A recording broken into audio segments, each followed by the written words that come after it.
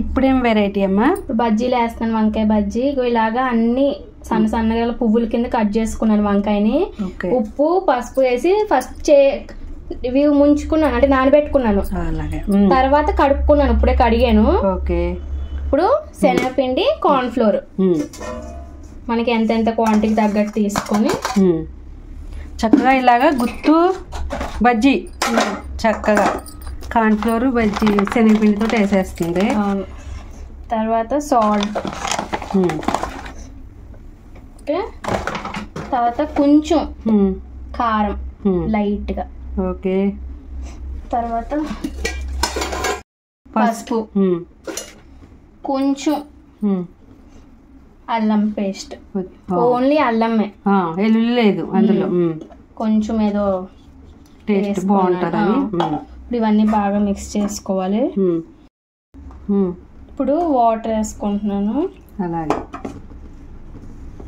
చక్కగా బజ్జీ పిండిలో కలుపుకోవాలి.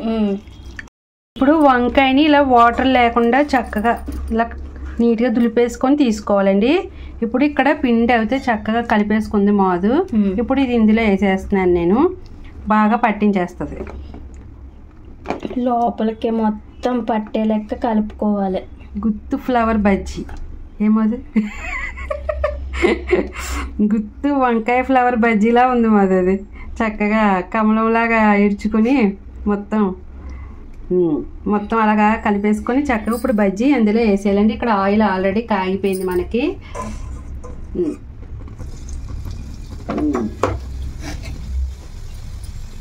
అన్నీ అలా చేసేసుకోవాలి. అలాగే వేసి అలా మొత్తం చక్కగా లోపల అంటే అన్నీ కట్ చేసింది కదా సన్నగా, అవన్నీ లోపల పిండిలాగా చక్కగా చేసింది. ఇప్పుడు బజ్జీ అయితే వేసేసింది. బజ్జీలు రెడీ అయ్యామాదు, తీసే వంకాయ బజ్జీ రెడీ. ఇదిగోండి మనకి వంకాయ బజ్జీలు అయితే రెడీ అయిపోయినాయి. ఇప్పుడు